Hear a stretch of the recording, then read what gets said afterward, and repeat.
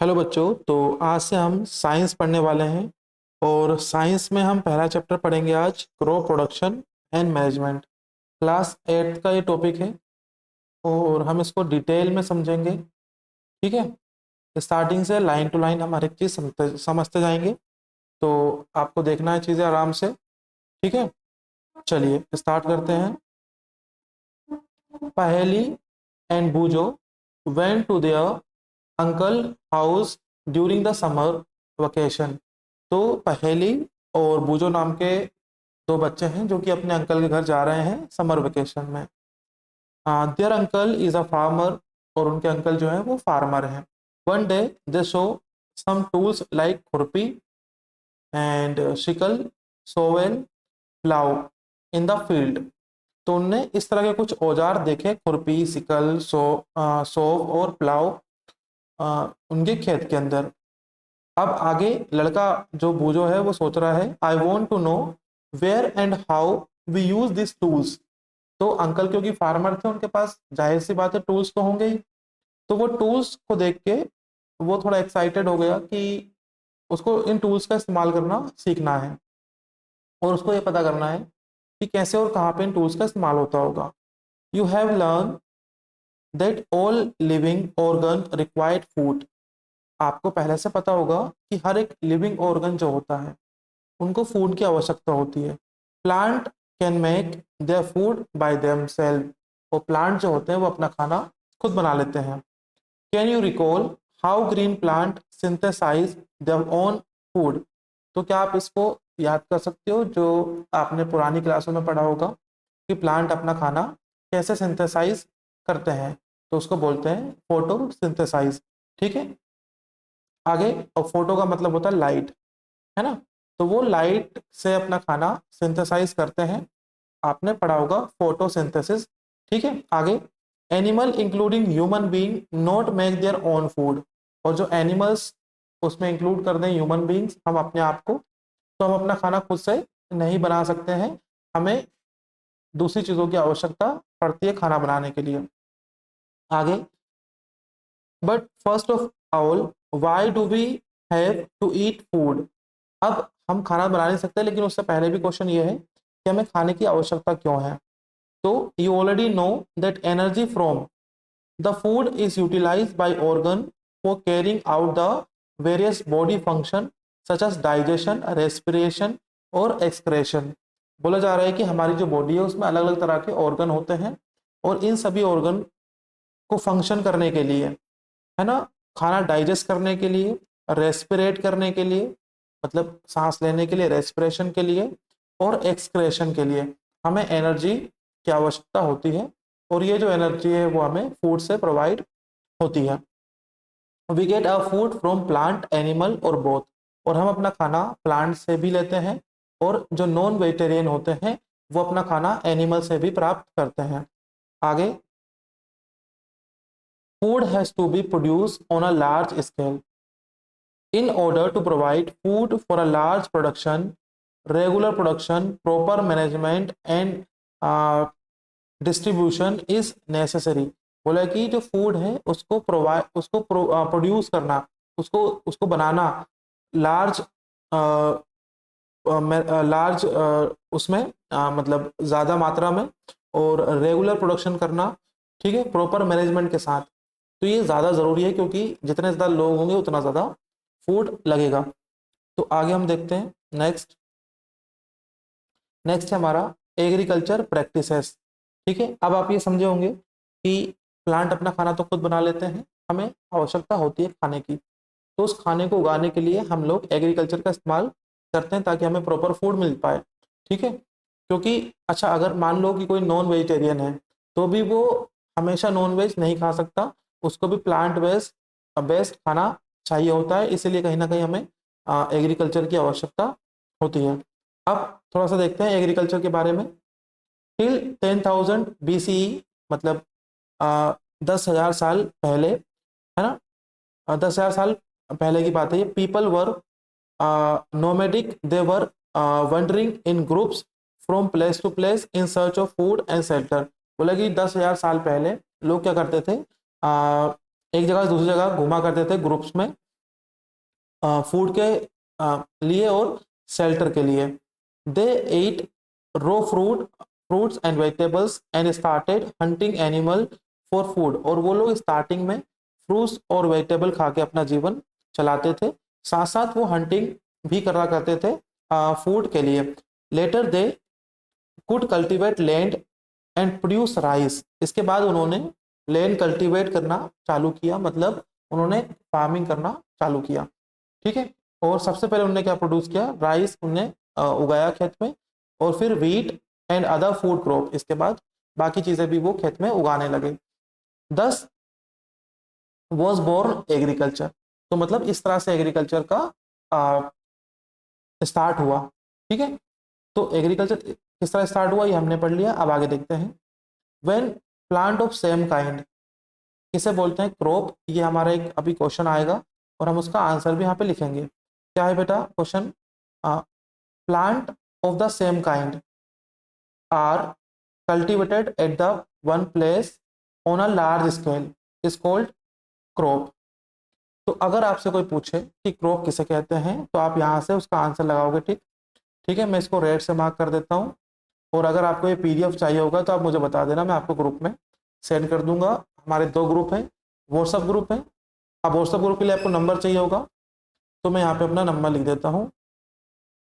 ठीक है, और एक ग्रुप हमारा टेलीग्राम पे है, तो आप दोनों में से किसी भी ग्रुप में जुड़ के ये वाले पीडीएफ ले सकते हो। इसमें सारे आंसर में टिक लगा दूंगा। तो एक आंसर हमारे पास यहाँ पे है, क्रॉप किसे कहते हैं, जब सेम काइंड के प्लांट हम एक प्लेस पे लगा देते हैं, वो भी लार्ज स्केल में, तो उसी को हम क्रॉप कहते हैं।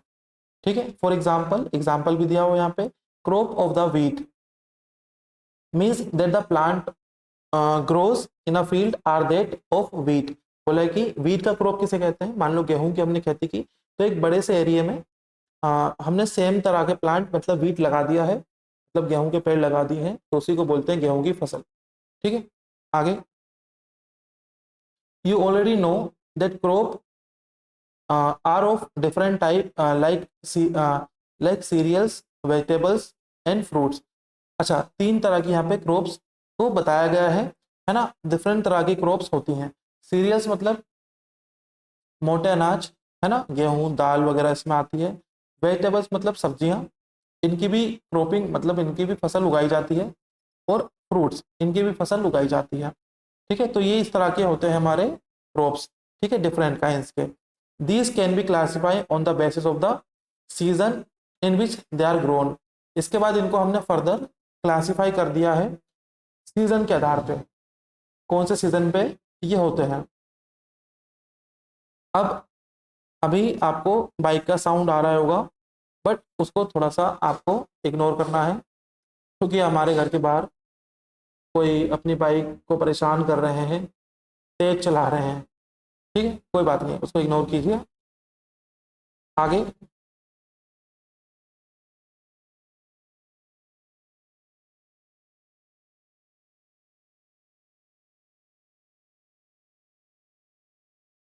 चलो चली गई, आगे देखते हैं।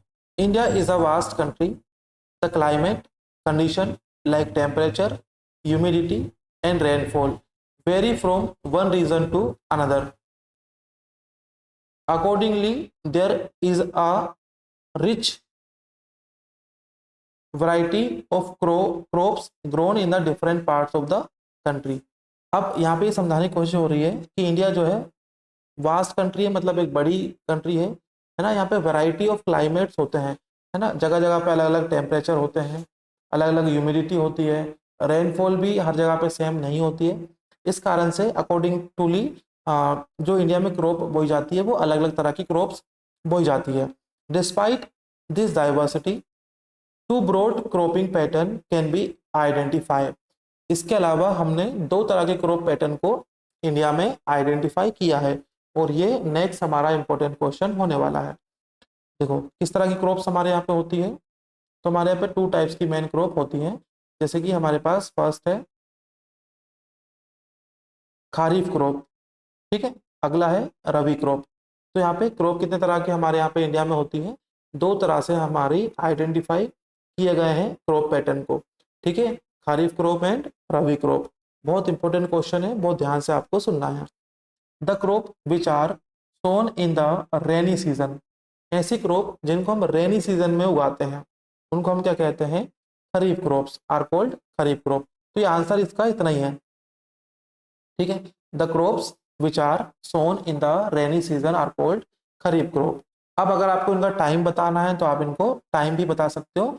The rainy season in India is generally from June to September, ठीक है। कहाँ से कब तक, जून से लेके सितंबर तक की एक क्रॉप मानी जाती है, ठीक है। नेक्स्ट हमारा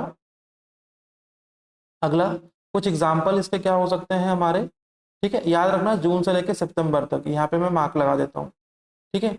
अब एग्जाम्पल इसके पैडी, मेज, सोयाबीन, ग्राउंडनट एंड कॉटन, ये एग्जाम्पल हैं हमारी खरीफ क्रॉप के। कौन कौन से एग्जाम्पल है, पैडी मतलब धान, धान को जब बरसात होती है तब लगाते हैं।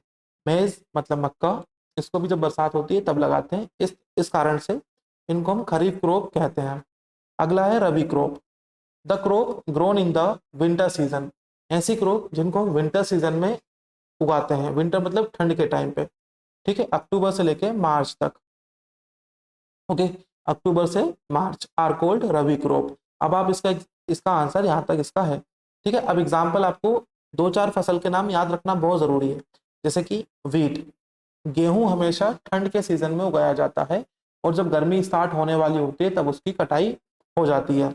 ग्राम, पी, मस्टर्ड, लिनसीड, ये कुछ एग्जाम्पल है हमारी रबी क्रॉप के, ठीक है। आगे, beside these pulses and vegetables are grown during summer at many places. और अब बचा गर्मी का मौसम, बरसात में हमने बो दिया खरीफ क्रॉप, ठंड में हमने बोया रबी क्रॉप, इसके बाद गर्मी का टाइम बच गया तो गर्मी में कहीं कहीं की प्लेसेस पे क्या होता है, वेजिटेबल्स या तो फिर पल्सेस मतलब दाल का जो है वो क्रॉप उगाया जाता है। तो इतना हमने समझा कि कौन सा सीजन में कौन सी क्रॉप उगाई जाती है।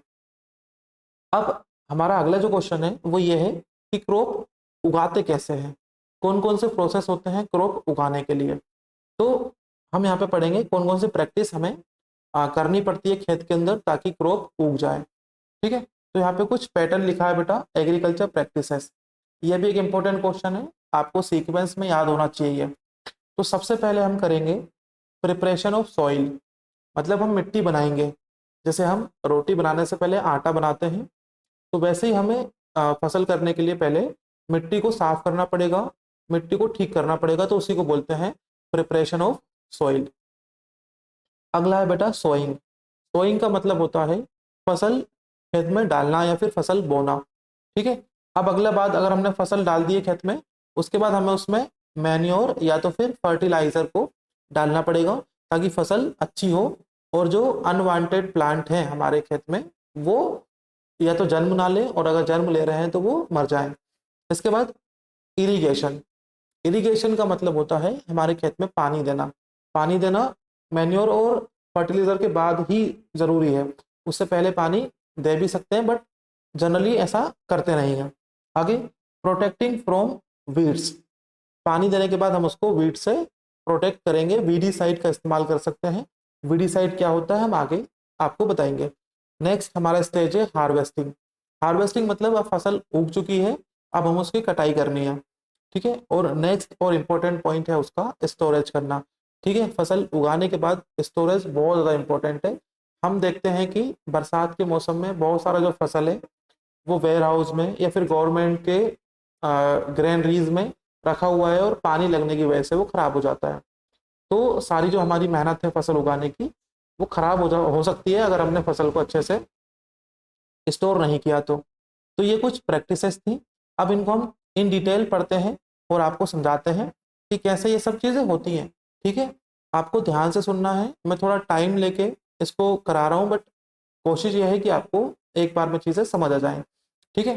अब हम सबसे पहले पढ़ेंगे प्रिपरेशन ऑफ सोइल, सोइल को कैसे हम ठीक करें, कैसे उसका प्रिपरेशन करें ताकि हम उसमें अनाज को उगा सकें।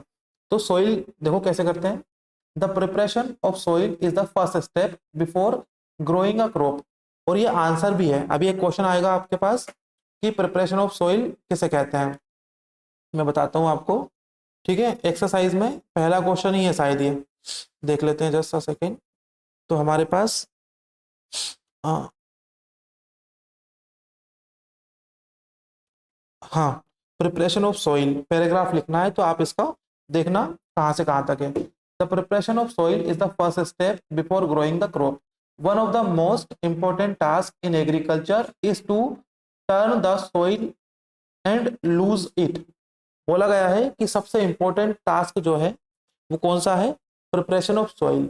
सबसे पहले सॉइल को टर्न करेंगे, टर्न करने का मतलब है इतनी, मतलब इतना, एक वो होता है एरो टाइप का, उसको ट्रैक्टर की मदद से जमीन के अंदर डाल के इतनी मिट्टी को टर्न करते हैं और उसको लूज करते हैं, टाइट हो जाती है वो, तो उसको थोड़ा लूज करते हैं। ठीक है, आगे आप इसको इस तरह से समझ सकते हो कि अगर हम आटा लगाते हैं रोटी बनाते समय, अगर वो टाइट हो गया है तो थोड़ी देर के लिए उसको हम रख देते हैं ताकि वो थोड़ा लूज हो जाए। तो वैसे हमें सॉइल को भी लूज करना है टर्न करके। इसके बाद this allow the root to penetrate deep into the soil. ठीक है, अच्छा आपको आंसर यहाँ तक याद करना है बस। ठीक है, ये प्रिपरेशन ऑफ सॉइल, ताकि सॉइल हमारी लूज हो जाए। इसके बाद क्या है, हम लूज क्या क्यों रहे हैं, हम लूज इसलिए कर रहे हैं ताकि हमने मान लो कोई बीज डाला, तो वो बीज जमीन के अंदर तक जा, बीज की जो जड़ है, जो रूट्स हैं, वो जमीन के अंदर तक जा पाए, पेनिट्रेट कर पाए अंडर द सॉइल। अगर बेटा रूट अंदर नहीं जाएगी तो पेड़ अच्छे से डेवलप नहीं हो पाएगा। ओके, और लूज क्यों कर रहे हैं, ताकि रूट अंदर तक चली जाए। The loosen soil allow the root to breathe easily even when they go deep into the soil.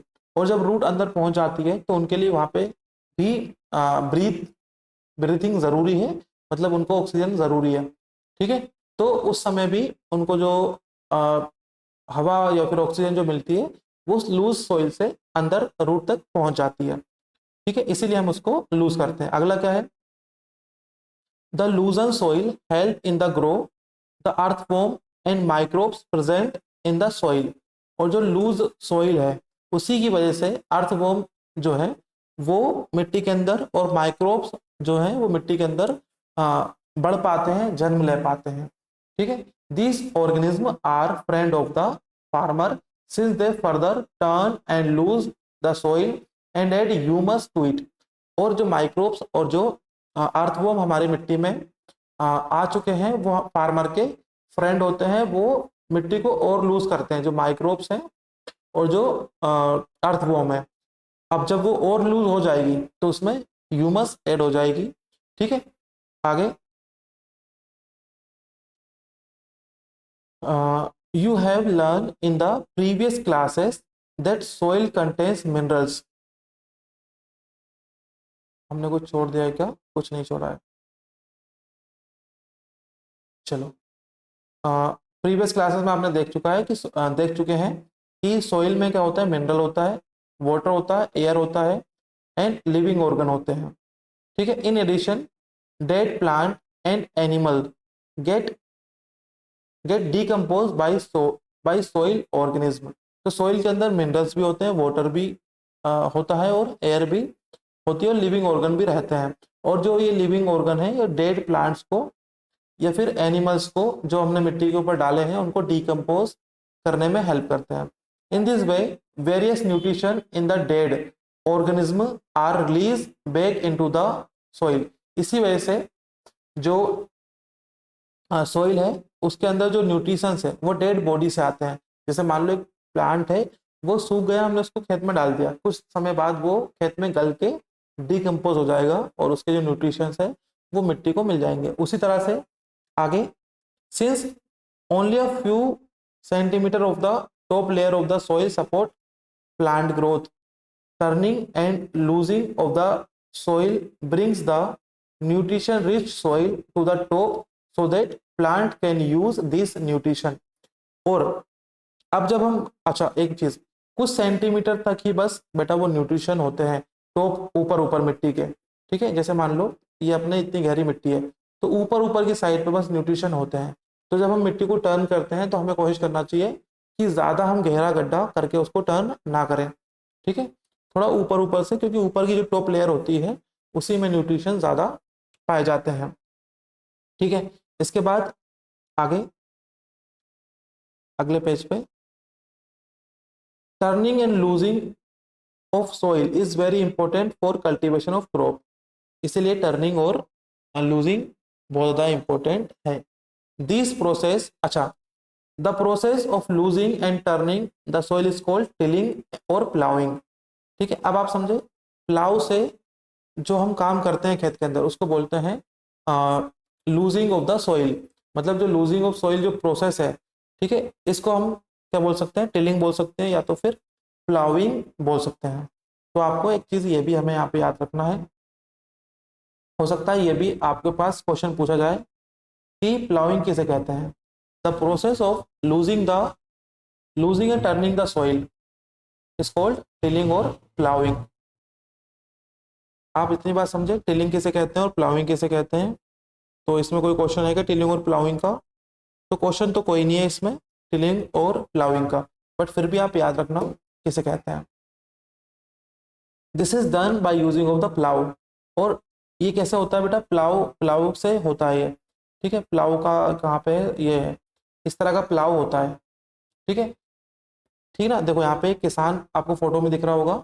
तो ये प्लाउ इतना जो है वो जमीन के अंदर हिस्सा वो जाता है और जमीन को पलट देता है। ठीक है, नीचे की मिट्टी ऊपर और ऊपर की मिट्टी नीचे जाती है।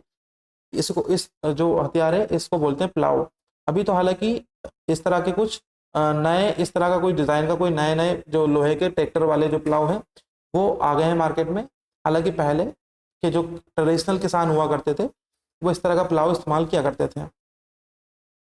ठीक है, आगे, plough are made of wood और आयरन। प्लाउ वुड के और आयरन के दोनों के हो सकते हैं। If the soil is very dry it may need watering before ploughing.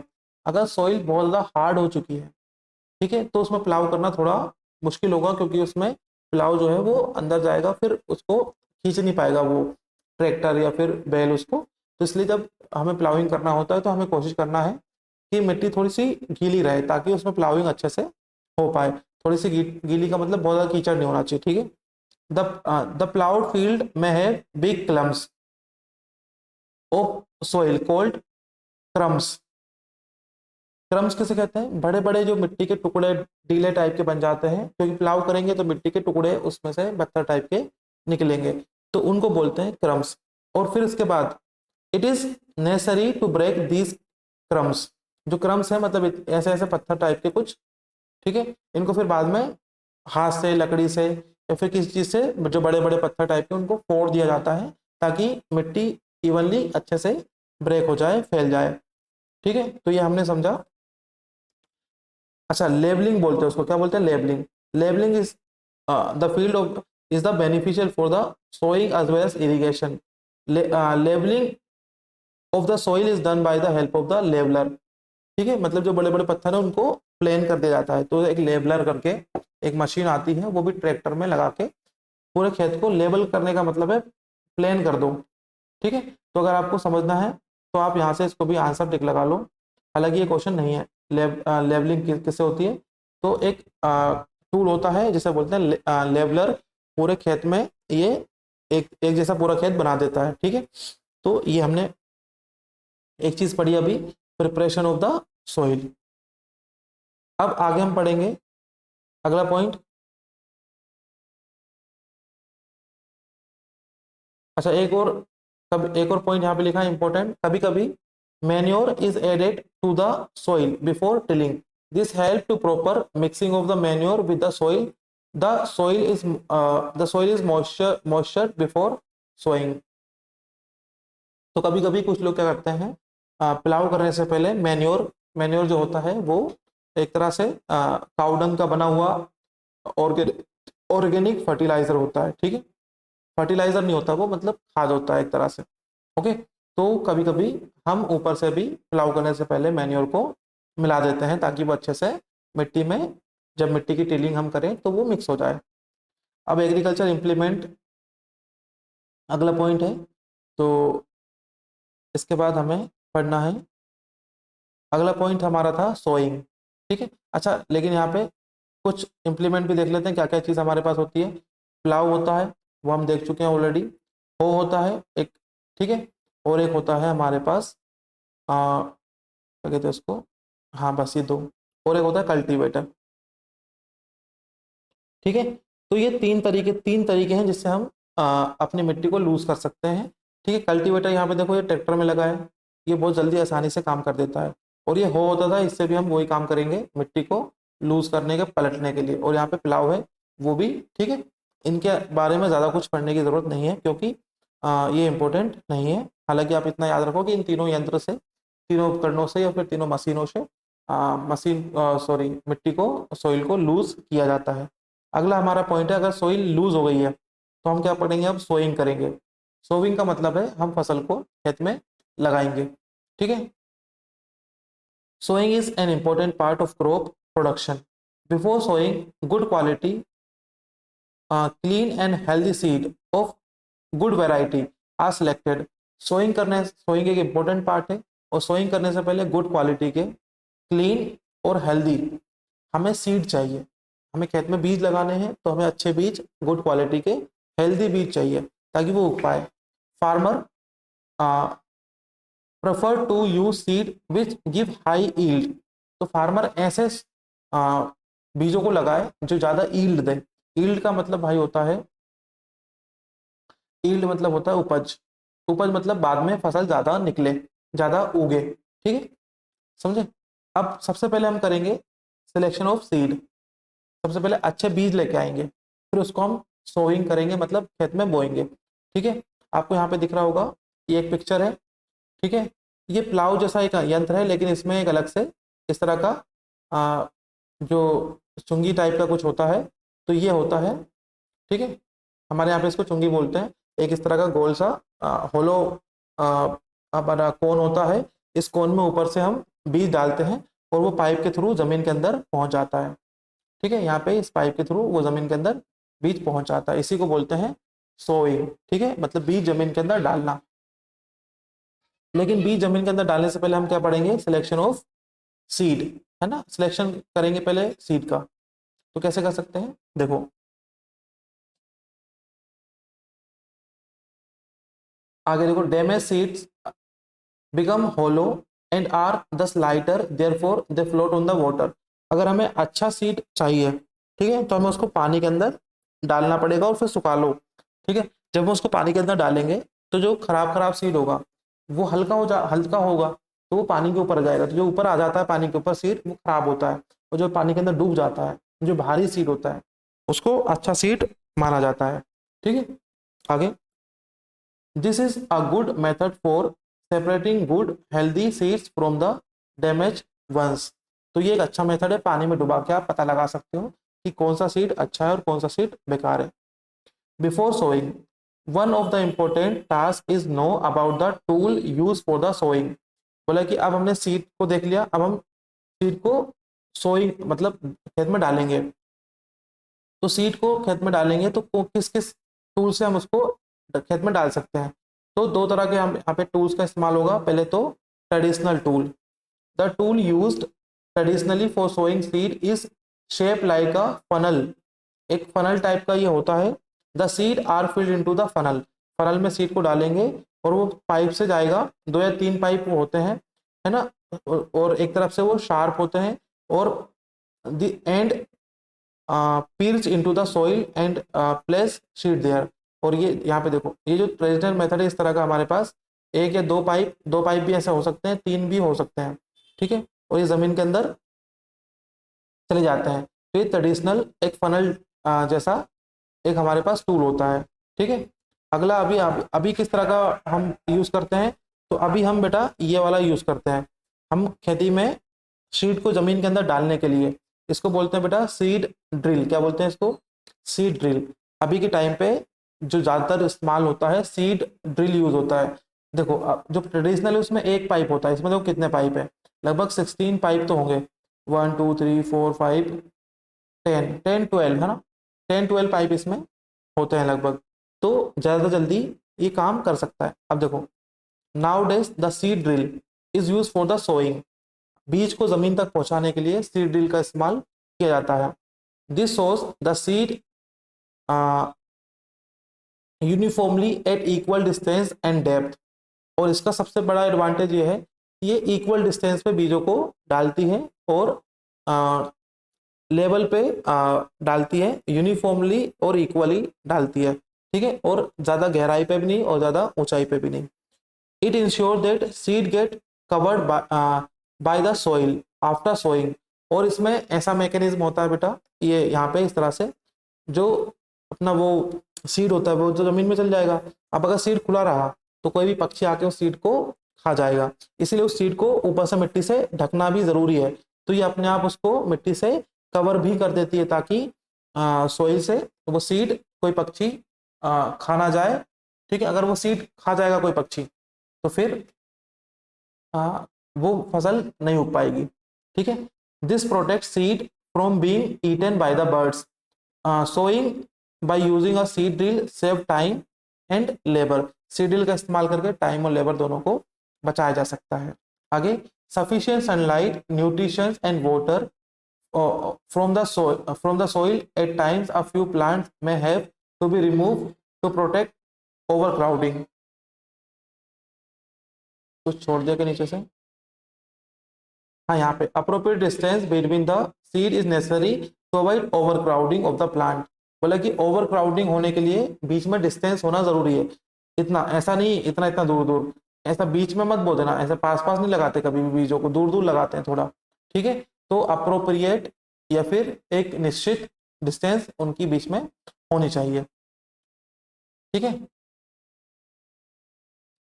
अब अच्छा, अगर डिस्टेंस उनके बीच में हुई तो क्या होगा बेटा, डिस्टेंस रखने से फायदा यह है बेटा, देखो एक बार, सफिशियंट सनलाइट, न्यूट्रिशन और वाटर उनके पास मिट्टी से पहुंच पाएगा, ठीक है। सनलाइट पहुंच पाएगी, जरूरी है प्लांट के लिए। पास पास लगा दोगे तो सनलाइट नहीं पहुंचेगी, कुछ प्लांट वो ढक जाएंगे, समझ लो।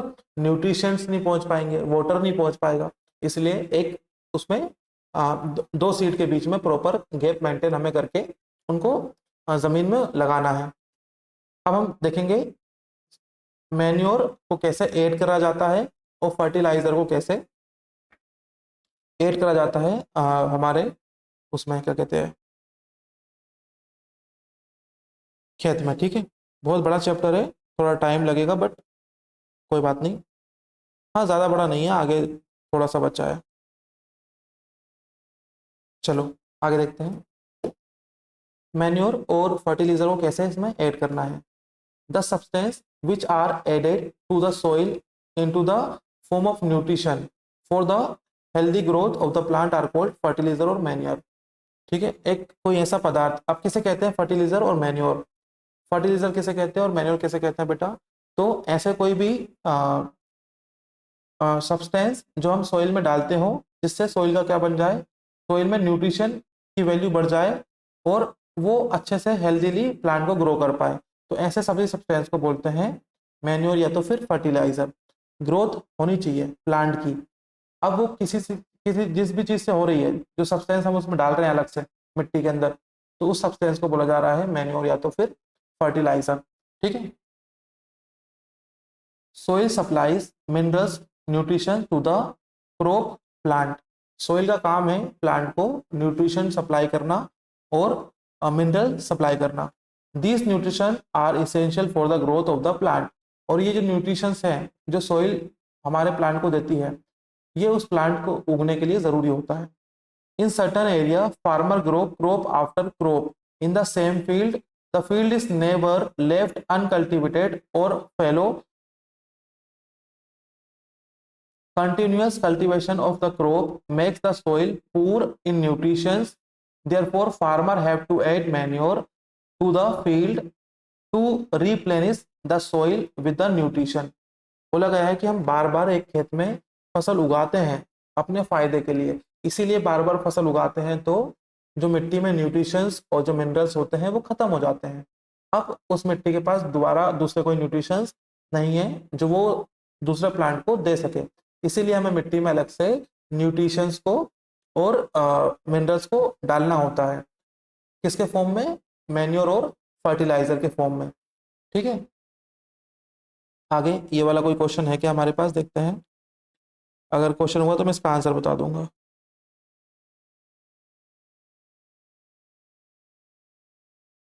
चलो इसका ये वाला कोई क्वेश्चन इसमें नहीं है, ठीक है। आगे अच्छा, सोइंग वाला क्वेश्चन जरूर हमारे पास है, तो अगर आपको सोइंग वाला क्वेश्चन टिक लगाना है तो यहाँ से आप लगा सकते हो। कहाँ पे सोइंग, कल्टीवेशन, ये सोइंग।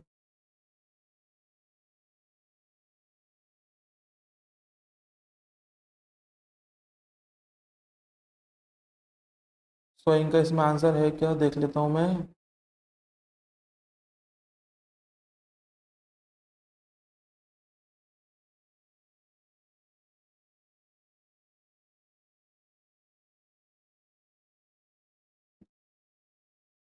सोइंग का इसमें कोई क्वेश्चन, इसमें आंसर नहीं है, मैं आपको अलग से जब मैं एक्सरसाइज कराऊंगा तब करा दूंगा।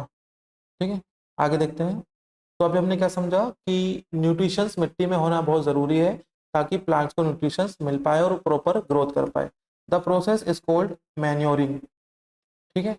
अच्छा, मैन्योर को मिलाने की जो प्रोसेस है उसको क्या बोलते हैं, मैन्योरिंग। अब इसको याद रखना।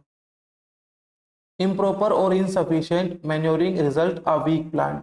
और अगर हमने अच्छे से मैन्योरिंग नहीं किया तो हमारे प्लांट वीक होंगे, और प्लांट वीक अगर हुए तो फिर उसमें अच्छे फल नहीं लगेंगे या फिर ज़्यादा फल नहीं लगेंगे। ठीक है, जस्ट अ सेकेंड, मैं थोड़ा सा पानी पी लूँ।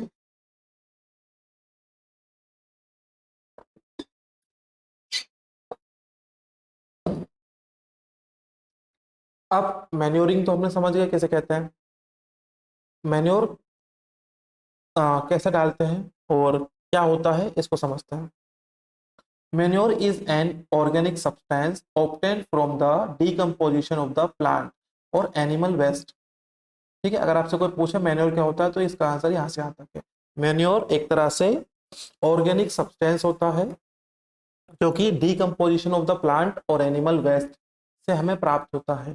ठीक है, farmers dump plant and animal waste in the pit at a open place and allow to decompose. और जो फार्मर होते हैं वो एक पिट मतलब एक गड्ढा टाइप का कुछ बना लेते हैं, और उस गड्ढे में उस जो खाना हमारा बच जाता है, जो गाय का गोबर है या फिर जो पेड़ पौधे पत्ते वगैरह हैं, उनको उस गड्ढे में डाल दिया जाता है, और कुछ समय बाद वो डीकम्पोज होकर मैन्योर बन जाता है। The decomposition is caused by the some micro organism. और जो डीकम्पोजिशन है वो किस तरह से होता है, वो माइक्रो ऑर्गेनिज्म से होता है। ठीक है, इसमें मैं एक पॉइंट और टिक लगा देता हूँ यहाँ पे। फार्मर कैसे करके मैन्योर बनाते हैं। ठीक है, तो फार्मर, यहाँ तक इसमें आप इसको याद रखना, फार्मर डंप प्लांट और animal waste in the pit in the open place and hollow and allow it to decompose. तो इस तरह से डिकम्पोज करके मैन्योर तैयार किया जाता है। The decomposed matter is use to organic manure. और जो डिकम्पोज हुआ मटेरियल है उसी को बोलते हैं मैन्योर। आगे हम देखते हैं, यहाँ पे एक एक्टिविटी दी है। ठीक है, प्लांट बी में ज़्यादा तेजी से प्लांट ग्रो कर रहे हैं क्योंकि उसमें मैन्योर ऐड किया है। ठीक है, सी वाले में थोड़े कम प्लांट उगे हैं और ए वाले में भी कम प्लांट उगे हैं क्योंकि उसमें प्रॉपर मैन्योर नहीं डाला गया है। तो इस तरह से हमें अगर प्लांट अच्छा उगाना है तो उसमें मैन्योरिंग करना पड़ेगा। डिड प्लांट इन द, ये तो एक्टिविटी हमने की नहीं है, आगे देखो। अब हम पढ़ेंगे फर्टिलाइजर। ठीक है, fertiliser are a chemicals which are rich in particular nutritions. अब कभी कभी क्या होता है कि हमारी मिट्टी में बिल्कुल भी न्यूट्रिशंस और मिनरल्स नहीं होते हैं, तो हमें ज़्यादा ज़रूरत होती है जब मिनरल्स की मिट्टी के अंदर। और तो हम उस समय पे क्या करते हैं, कुछ केमिकल का इस्तेमाल करते हैं। ठीक है, उन्हीं केमिकल को क्या बोलते हैं बेटा, फर्टिलाइजर बोलते हैं। ठीक है, केमिकल्स होते हैं और इनमें ज़्यादा न्यूट्रिशंस और मिनरल्स होते हैं। ठीक है, how are they are different from manure. अब ये मैन्योर से अलग कैसे होते हैं और मैन्योर और फर्टिलाइजर में क्या डिफरेंस है। आगे लिखा है, fertilisers are produce in factories. Some example of fertiliser are urea, ammonium sulphate और सुपर फास्फेट, और पोटाश और नाइट्रोजन, फास्फोरस और पोटेशियम। तो ये कुछ फर्टिलाइजर के यहाँ पे नाम लिखे हैं। फर्टिलाइजर कैसे अलग हो सकते हैं वो आप, अच्छा यूरिया तो बहुत कॉमन नाम है, सब है ना, गेहूं में डलता है यूरिया। आगे, the use of fertiliser has help farmer to get better yield of crops such as wheat, paddy, maize. तो जो फार्मर है उनको बहुत हेल्प करता है ये वीट उगाने में, ठीक है। But excessive use of fertiliser has made the soil less fertile. जब हम फर्टिलाइजर्स का, केमिकल्स का ज़्यादा इस्तेमाल करते हैं तो उससे हमारी मिट्टी अच्छी नहीं होती बल्कि ख़राब होती है। उस समय तो अच्छी हो जाती है पर वो लॉन्ग टर्म में सॉइल पर बुरा इफेक्ट उसका पड़ता है। Fertiliser have also become a source of water pollution. और फर्टिलाइजर से वाटर पोल्यूशन भी होता है। फिर फर्टिलाइजर डालते क्यों हैं बेटा? इसलिए डालते हैं क्योंकि जो मैन्योर होते हैं उसमें कम न्यूट्रिशंस होते हैं, क्योंकि वो केमिकल नहीं होता है। और वहीं पे जो फर्टिलाइजर है उसमें ज़्यादा न्यूट्रिशन और मिनरल्स होते हैं, इसलिए किसान मैन्योर की जगह पे फर्टिलाइजर का इस्तेमाल करते हैं। अब एक चीज़ यहाँ पे वो समझनी है कि इससे वाटर पोल्यूशन भी होता है। वाटर पोल्यूशन कैसे होता है? जैसे मान लो कि हमने खेत में फर्टिलाइजर डाला, केमिकल डाला, फिर वो जो पानी हम गिर गया मान लो, या फिर हमने उसमें पानी डाला, तो पानी जाएगा नाले में और नाले से नदियों में जाएगा। तो वो केमिकल वाला जो पानी है वो नदियों को भी गंदा करता है। इसीलिए हमें कोशिश करना चाहिए कि हम कम से कम केमिकल्स का, फर्टिलाइजर का इस्तेमाल करें। आगे, therefore in order to maintain the fertility of the soil we have to substitute fertilizers with organic manure or leave the field uncultivated in between two crop। बोला जा रहा है कि हमें फर्टिलाइजर का कम इस्तेमाल करना चाहिए, हमें मैन्योर का इस्तेमाल करना चाहिए। और अगर फिर भी हमारा खेत में अच्छा न्यूट्रिशन नहीं है तो हमें कुछ समय के लिए एक क्रॉप के बाद फसल को खाली छोड़ देना चाहिए, ताकि उसमें मैन्योर सॉरी ताकि उसमें न्यूट्रिशन आ पाए। ठीक है, हमें बार बार उसमें कल्टीवेशन नहीं करना चाहिए, फसल नहीं उगानी चाहिए। ठीक है, आगे, the use of manure improve soil texture as well as it water retaining capacity. जो मैन्योर है वो एक फायदा और देता है कि वो सॉइल का जो टेक्सचर है उसको ठीक करता है। इसके अलावा वाटर रिटेनिंग कैपेसिटी जो है वो भी अच्छी करता है, वाटर को पकड़ के रखता है फिर मिट्टी। ठीक है, वाटर बह अगर वाटर पूरा बह जाएगा खेत से तो फसल अच्छी नहीं होगी। वाटर अगर मिट्टी में होगा तो अच्छी फसल होगी। तो मैन्योर वाटर को पकड़ के रखता है, यानी कि उसको रिटेन करके भी रखता है। It replenish the soil with the nutrition. और ये सॉइल के अंदर न्यूट्रिशन भी प्रोवाइड कराता है। Another method to replenish the soil with the nutrition is the crop rotation. और एक तरीका और है, अगर हम उसका इस्तेमाल करें तो भी हमारी सॉइल में न्यूट्रिशन हम रिप्लेनिश मतलब दोबारा से ला सकते हैं। उस मेथड का नाम है क्रॉप रोटेशन। क्या नाम है? Crop rotation. ठीक है, this can be done by growing different crop alternatively.